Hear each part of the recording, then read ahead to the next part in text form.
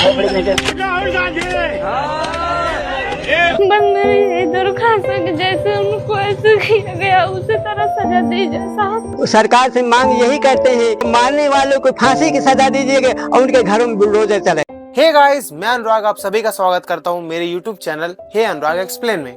आज की इस वीडियो में हम जानेंगे एक ऐसे केस के बारे में जिसने इंसानियत को शर्मसार करके रख दिया। ये केस है हरिओम वाल्मीकि का, जो कि फतेहपुर डिस्ट्रिक्ट का रहने वाला था, जो कि यूपी में है। अभी बात करते हैं इस केस के बारे में।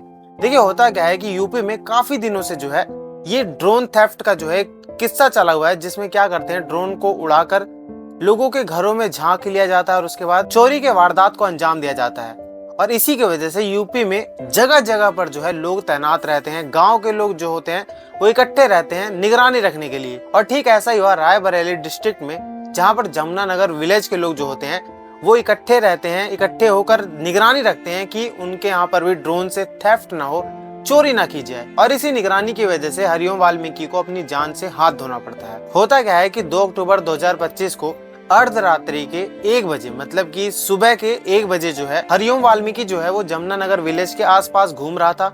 और लोगों को ये लगा कि जो हरिओम है वही चोर है, वही निगरानी रखने आया हुआ है। तो वो लोग क्या करते हैं कि जाकर हरिओम से पूछताछ करने लगते हैं। और जो हरिओम वाल्मीकि होते हैं वो थोड़ा सा दिमागी तौर पर जो है कमजोर होते हैं, मतलब कि वो ठीक से बोल नहीं सकते हैं, ठीक से जवाब नहीं दे सकते हैं। और इसी की वजह से वो गांव वालों के जो सवाल होते हैं उनको ठीक से बता नहीं पाते हैं या फिर डर जाते हैं। और इसका अंजाम ये होता है कि जो गांव के लोग निगरानी रख रहे थे वो लोग क्या करते हैं, गुस्से में पागल हुए रहते हैं और वो लोग डंडों से और बेल्ट से, जो भी उनके हाथ में आता है उससे जो है हमला कर देते हैं।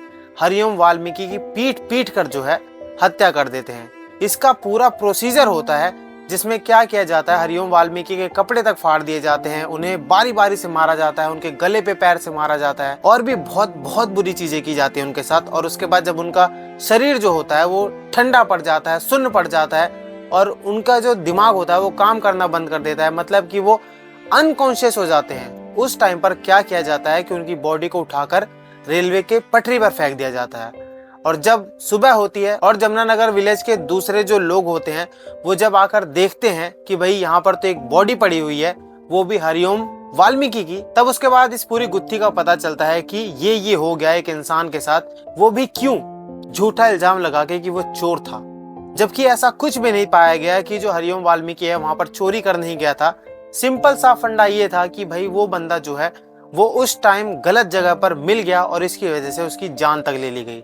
मैं आप सबसे ये पूछना चाहता हूँ कि क्या भारत देश में कहीं पर भी अकेले घूमना जो है वो कहीं गुनाह है क्या, कि मतलब लोग आपको इकट्ठा करेंगे, घेरेंगे और मार देंगे। इस पूरे हत्याकांड की वजह से लोगों की बुद्धि के ऊपर सबसे बड़ा सवाल ये खड़ा होता है कि लोगों की विचारधारा कैसी हो गई है, जहाँ पर खुद अच्छाई करने जाते हैं और खुद ये दिखा देते हैं कि हम हिंसक प्रवृत्ति के लोग हैं और हमें अच्छाई से घंटा फर्क नहीं पड़ता। हम लोग क्या करेंगे, सिर्फ और सिर्फ अगर हमारे हाथ में आएगा तो हम हिंसा ही करेंगे, लोगों की जान ही ले लेंगे, चाहे फिर वो बेगुनाह ही क्यों ना हो। और वो जो 1 बजे की कहानी थी वो हरिओम वाल्मीकि की सिर्फ और सिर्फ हत्या का ही बयान नहीं दे रही थी, वो बाकी चीजें भी बोल रही थी कि जो लोग मौजूद थे, जिन जिन लोगों ने हरिओम वाल्मीकि के ऊपर हाथ उठाया था, वो लोग किस किस घटिया प्रवृत्ति के लोग थे कि उन्होंने उसको मारा भी, उसकी वीडियो भी बनाई।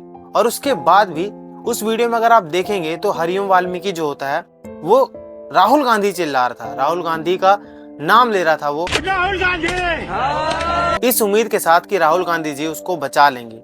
लेकिन जो लोग होते हैं वो फिर भी उसको इस चीज के लिए भी मारते हैं कि वो राहुल गांधी जी का नाम तक ले रहा है, उसको ये बोल के मारते हैं कि वो भगत सिंह जी को याद करे, उधम सिंह जी को याद करे, राहुल गांधी को क्यों याद कर रहा है, जबकि उसके लिए जो भी उसकी रक्षा करने वाला था वो उसको याद कर रहा था।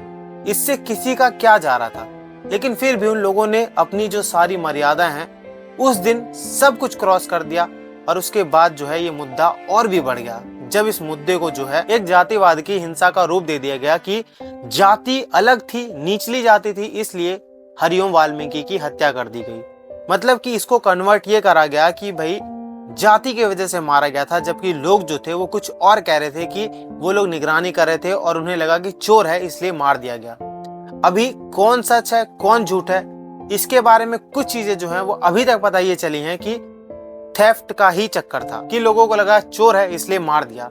हालांकि मारना चोर को भी सही नहीं होता, क्योंकि अगर ऐसा ही होता, लोगों के हाथ में सारी की सारी पावर दी गई होती, तो ये जो पुलिस स्टेशन हैं, ये जो कानून के रक्षक बने बैठे हुए हैं, इन लोगों को बनाया ही नहीं जाता। अगर ये लोग बने हुए हैं तो ये हमारे लिए हैं, और हमारे हाथ में बिल्कुल ये पावर नहीं है कि हम किसी की हत्या करें। और अगर हम लोग ऐसा करते हैं, हम लोग किसी मासूम की हत्या करते हैं और हम लोग ये चीज नहीं देखते हैं कि उसके सर्कमस्टांसेस फ्यूचर में क्या होंगे, हमें क्या क्या चीजें फेस करनी पड़ सकती हैं, तो इसका मतलब ये है ना कि हम तो खुद ही क्रिमिनल माइंडेड हैं। हम किसी क्रिमिनल को मारने के हकदार कैसे हुए? तो ये जो सारा का सारा इशू था, ये छोटी सी चोरी के शक से जो है उठा, और उसके बाद इतना ज्यादा हिंसक हो गया कि एक बेगुनाह को अपनी जान देनी पड़ी। हालांकि पुलिस वालों ने जब हरिओम वाल्मीकि की बॉडी को जब्त किया तो उन्होंने ये भी पाया कि हरिओम वाल्मीकि को टॉर्चर तो किया गया है, उनके कपड़े भी फाड़े गए हैं, लेकिन और भी बहुत सारी चीजें की गई हैं। मतलब कि ब्रूटैलिटी की तो हद ही पार की गई हैं।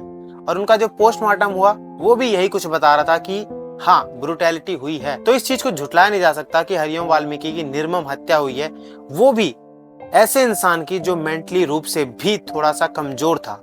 मतलब कि सारे पाप एक साथ लेकर बैठे हुए हैं वो लोग जो अपने आप को जो है बहुत अच्छा रक्षक समझ रहे थे, और उन लोगों ने इतना बड़ा पाप कर दिया। अब ये जो चीज है ये इतनी नहीं रही है, उस लिंचिंग में जो है बहुत सारे लोग जो है इन्वॉल्व थे। इवन उसमें ठाकुर भी थे, ब्राह्मण भी थे और छोटी जाति के भी थे। मतलब कि छोटी जाति के भी थे। अगर आप यूं कहते हो कि ये सिर्फ और सिर्फ जातिवाद की लड़ाई की वजह से हुआ, तो फिर ये शायद गलत भी हो सकता है, या फिर सही भी हो सकता है कि आजकल तो छोटी जाति वाले छोटी जाति वालों को नहीं छोड़ रहे हैं। तो इसके बारे में कुछ नहीं कहा जा सकता कि क्या हुआ क्या नहीं। और अभी 2 अक्टूबर 2025 से लेकर 7 अक्टूबर 2025 तक जो है 9 लोगों की लगभग गिरफ्तारी हो चुकी है जो लोग इस लिंचिंग में इन्वॉल्व थे। और ये भी कहा जा रहा है कि उनके ऊपर जो है गैंगस्टर्स एक्ट के तहत जो है कार्रवाई की जाए। बाकी देखो क्या होता है क्या नहीं, क्योंकि पावर हमारे हाथ में नहीं है, ये कुछ चंद नेताओं और कुछ जो हमारे जजेस हैं इनके हाथ में पावर है। यही हरिओम वाल्मीकि को इंसाफ दिला सकते हैं। तो देखो क्या होता है, क्योंकि हम सब तो जो है समय पे डिपेंड हो सकते हैं, समय हम पे नहीं हो सकता। तो बस इंतजार करते हैं कि हरिओम वाल्मीकि को इंसाफ मिले, और जिन लोगों ने भी हरिओम वाल्मीकि की निर्मम हत्या की है उन सभी को, सभी अपराधियों को जो है बहुत ही कठोर सजा भी मिले। बाकी इसके अलावा मैं कुछ चंद चीजें जो है वो अपने बिहाफ पे भी कहना चाहूंगा कि हम सभी जो है इंसान हैं, और हम सभी के पास अपनी खुद की सोचने समझने की शक्ति दी है भगवान ने। तो क्या हमें ये खुद नहीं सोचना चाहिए कि अगर हम किसी बेगुनाह की हत्या कर रहे हैं और इसलिए कर रहे हैं क्योंकि हमें लगता है वो गुनहगार है, तो क्या हम गुनहगार नहीं हुए? क्या जो प्रोसीजर होता है किसी गुनहगार को सजा दिलवाने का, अगर हम उसको फॉलो नहीं कर रहे हैं तो क्या हम गुनहगार नहीं है?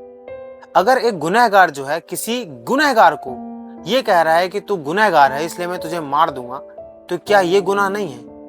आप खुद सोचिए एक चीज कि अगर आपने किसी की हत्या कर दी, उसके बाद आपके परिवार वाले आपके पीछे रह जाएंगे, और वो लोग जो है वो बहुत सारी चीजें जो है अपने लाइफ में खो देंगे, आपको खो देंगे, तब आप कौन सा इंसाफ कर देंगे और किस चोर को या फिर किस गुनहगार को जो है सजा दे देंगे? तो इस वीडियो के अंत में मैं आप सबसे हाथ जोड़ के यही रिक्वेस्ट कर सकता हूँ कि आपका परिवार है, आपको उनका ध्यान रखना चाहिए, ना कि खुद जज बनकर ऐसा कोई भी कांड करना चाहिए जिसकी वजह से जो है आपको सालों साल एग्जाम्पल के तौर पे याद रखा जाए कि इन लोगों ने ऐसा किया था और इसकी वजह से एक बेगुनाह की हत्या कर दी गई थी, एक बेगुनाह की जान गई थी। बाकी देखो मुझे इतना तो पता है कि आप लोग सुधरोगे नहीं, क्योंकि सुधरने वाले जो इंसान होते हैं उन्हें बताने की जरूरत नहीं होती है, वो अपने आप सुधर जाते हैं। तो आप लोगों में जो नफरत है एक दूसरे के लिए, एक दूसरे से जो घृणा करते हैं, और ये जो सरकारों के चाटने बैठे हुए हैं, उन लोगों से कोई भी उम्मीद नहीं है कि वो लोग चीजों को सुधारेंगे या फिर खुद को सुधारेंगे। तो जब किसी से उम्मीद ही नहीं है तो किसी को कहने का भी फायदा नहीं है। सो मैं इस वीडियो का यहीं पर अंत करता हूँ, और बस एक अच्छे समाज की उम्मीद करता हूँ, एक अच्छे कल की उम्मीद करता हूँ, और उम्मीद करता हूँ कि जो हमारा आगे आने वाला समय है ये थोड़ा सा अच्छा रहे। ये जो क्राइम बढ़ रहा है इसको हम ही लोग कंट्रोल में लाएं, और हम ही लोग समाज को सुधारें, और चीज़ों को हम ही लोग चेंज करें। बाकी अगर आपको ये वीडियो अच्छी लगी है तो लाइक कर दो, शेयर कर दो, और आपकी जो राय है वो कमेंट सेक्शन में ज़रूर बताओ। और ऐसी जानकारी के लिए मेरे अकाउंट से जुड़ जाओ, इस चैनल को सब्सक्राइब कर लो, क्योंकि इसमें मैं ऐसी बहुत सारी वीडियोस डालता रहता हूँ जिसकी वजह से आपको पता चलता रहेगा कि देश विदेश में दुनियादारी में क्या चल रहा है। तो बस ये चीज़ आपको करनी है, और जो मैंने आपको बताया एक बार उस पर विचार ज़रूर करना कि आपको लड़ाई किसके लिए करनी है। आपको अपने लिए लड़ना है अगर, तो आपको अच्छाई के राह पर, सच्चाई के राह पर चलना पड़ेगा और हिंसा को त्यागना पड़ेगा। जब तक आपको हिंसा करने पे मजबूर नहीं किया जाता तब तक आपको हिंसा नहीं करनी चाहिए। ये चीज़ आपको एक्सेप्ट करनी पड़ेगी, तभी जाकर चीज़ें जो है सुधरेंगी। बाकी फिर वही बात मैं कहूँगा, मानना ना मानना आपके जिम्मे है, तो इसको या तो आप मान लीजिए या फिर आप इसको भूल जाइए, ये भी आपके ऊपर है। तो बस चलो अब इस वीडियो का अंत करते हैं, मिलते हैं अगली वीडियो में जिसमें आपको मैं किसी और चीज़ के बारे में बताऊँगा। धन्यवाद।